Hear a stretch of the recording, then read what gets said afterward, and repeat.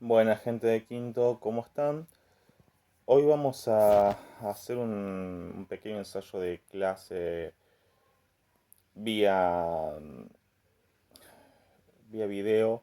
Voy a explicar algunas cuestiones que tal vez no se están entendiendo del desarrollo de los textos realistas y trabajar algunas cuestiones de los últimos dos cuentos realistas que estuvimos viendo. En primera instancia, vamos a aclarar cuestiones básicas del género. Tengan en cuenta que el género siempre se sitúa en un tiempo y un espacio determinado que se construye a través de la realidad.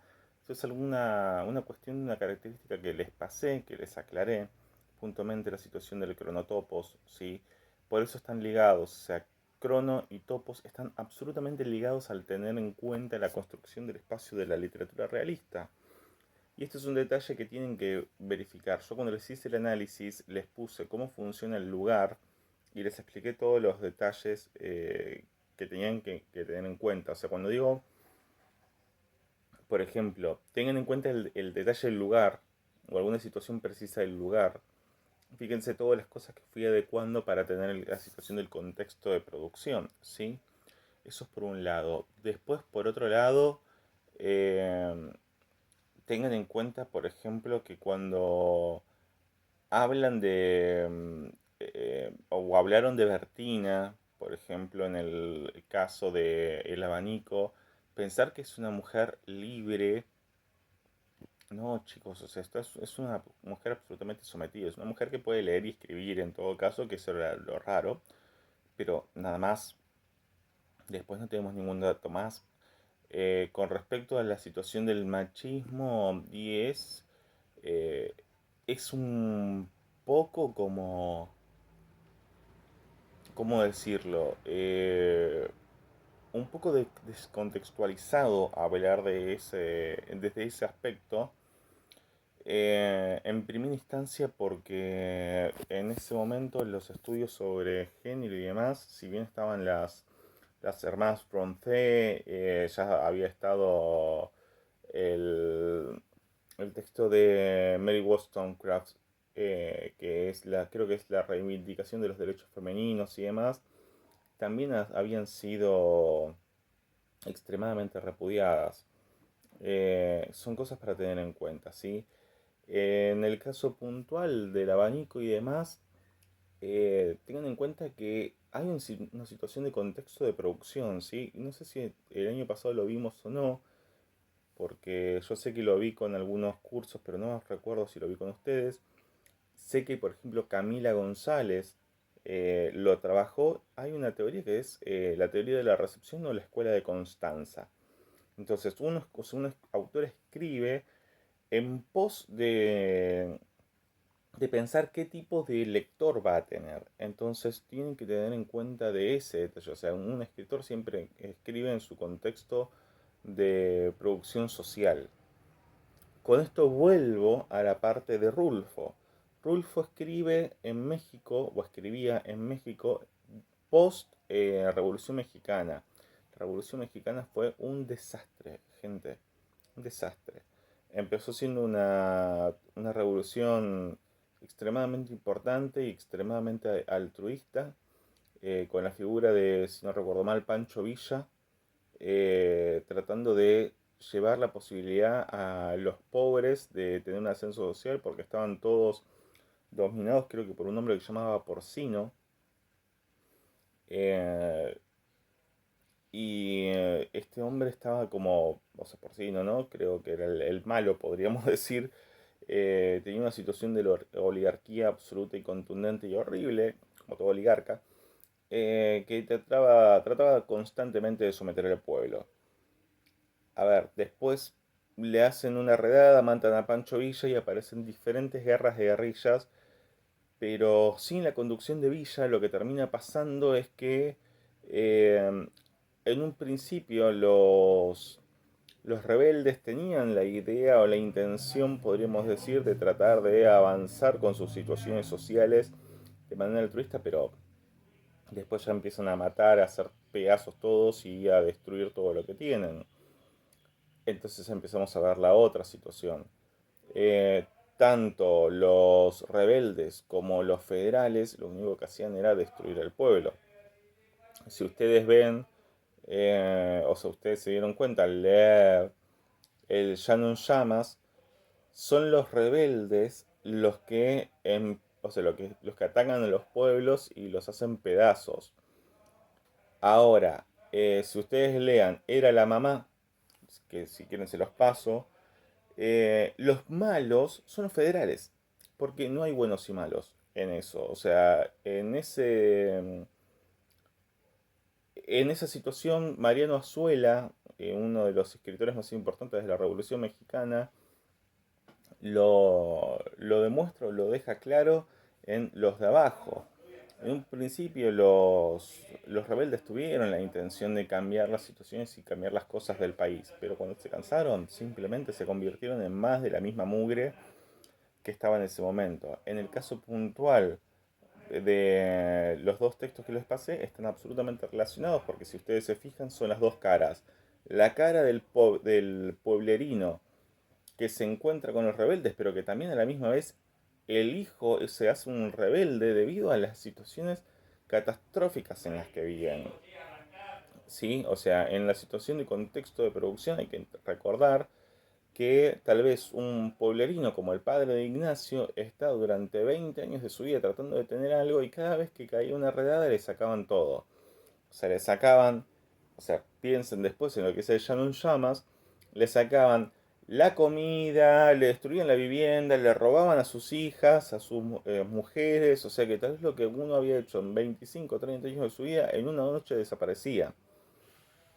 Y que para colmo tal vez lo podías recuperar con mucho esfuerzo y 6 meses después, o sea, tal vez estabas 6 meses, ¿no? Buscando a tus hijas, te dispersas en tal vez 50, 60, 70, 80 kilómetros, que para nosotros actualmente es simplemente un viaje de acá a Capital en auto, más o menos 50, 60 kilómetros, creo, un poquito menos ese viaje, pero 40 kilómetros hace 80 años atrás era muchísimo.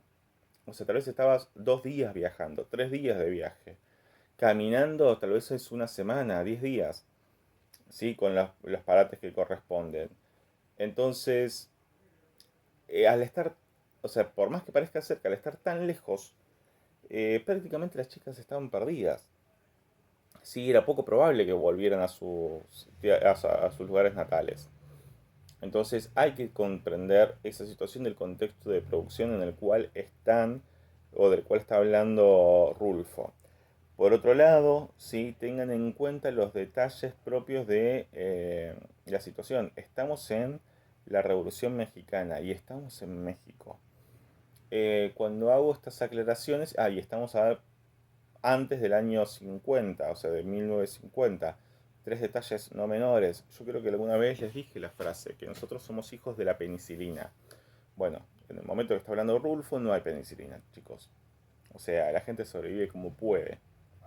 Y muchas veces no sobreviven. Tal vez la madre de Ignacio, en el caso de cuando no oyes ladrar de los perros, se pudo haber muerto de una gripe. De lo que sea.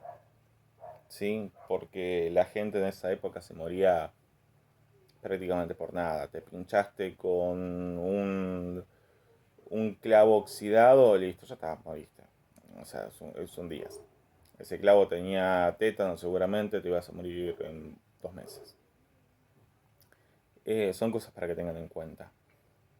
Sí, y esta situación, o sea, la comida también escaseaba porque los sistemas de producción y de alimentos eran muchísimos menores, entonces tenemos una situación extremadamente precaria en la cuestión de la forma de la alimentación. Y esto es algo que ayer corrigiendo la tarea de una de sus compañeras le aclaré. Mañana hablo sobre esto. En el final del Llano en Llamas, el pichón explica que o sea, la mujer, o sea, una mujer lo espera para que él salga de la cárcel, aun cuando él la había violado y había tenido un hijo o sea, producto de esas violaciones. Y a ella le sorprendía esa situación. y en realidad era más normal de lo que uno podía llegar a suponer, porque en la época de la que estamos hablando no había penicilina, no había tanta comida. Incluso, esto es horrible, ¿no? Pero hay que tener siempre la situación del contexto de producción. Incluso un hombre que había violado a una mujer era preferible a no tener hombre, porque si no tenías hombre o no tenías mujer, factiblemente no pudieras sobrevivir. Eh, Piensen en la situación del contexto en el que están viendo. Posguerra, falta de alimentación, falta de hombres, falta de trabajo productivo, una mujer sola, joven, con un chico. O sea, la mujer tal vez tenía 18 o 20 años, con un chico de 5 años. No había muchas chances. O sea, realmente no había muchas chances. Era lo que tenía antes de morirse de hambre y siempre es preferible la vida a la muerte. Más en esa época. Tengan en cuenta ese detalle, ¿sí? Nosotros, y esto creo que sí lo expliqué, nosotros estamos en un momento en la historia que se llama eh, después de la muerte de Dios. Esto es algo que habla Nietzsche. Y me pueden decir, no, bueno, pero yo soy religioso o mi madre es religiosa. Sí, está bien. El precepto fundamental es el siguiente. Nosotros podemos tener una idea de lo que es la religión, pero nunca podremos alcanzar los niveles de religiosidad que se dieron hasta la Segunda Guerra Mundial, o sea, hasta después de la Segunda Guerra Mundial, o hasta la invención de la penicilina. Debido a que antes te morías de nada, eh, la gente necesitaba tener algo a lo cual aferrarse para seguir todos los días. O sea, si ni siquiera puedes comprarte una amoxicilina o un ibuprofeno para poder aliviar las situaciones de malestar y muerte que se están avecinando todo el tiempo, piensa en la situación del coronavirus por dos en todo el mundo todo el tiempo. Más o menos es así. Es más, les diría coronavirus por 10 en todo el mundo todos los días de su vida. Todos, absolutamente todos los días de su vida. Y a diferencia de estar aislados y quedarse en sus casas para tratar de sobrevivir, piensen en estar que ir todos los días a trabajar sabiendo que mañana te puedes enfermar y te puedes morir. Así es como vivía la gente hace 100 años atrás. Eh, Sobre eso, también tengan en cuenta la situación de lo que fue la Segunda Guerra Mundial y lo que vino, o sea, nosotros somos productos de lo que es la posmodernidad. Por lo tanto, no tenemos la situación férrea de la sostención moral y ética que tenían con la situación religiosa. De ese detalle vamos a hablar después, en todo caso, si fuese necesario, pero en este momento estamos muy alejándonos mucho del tema. Ahora explico algunas cuestiones de los detalles, pero en otro video.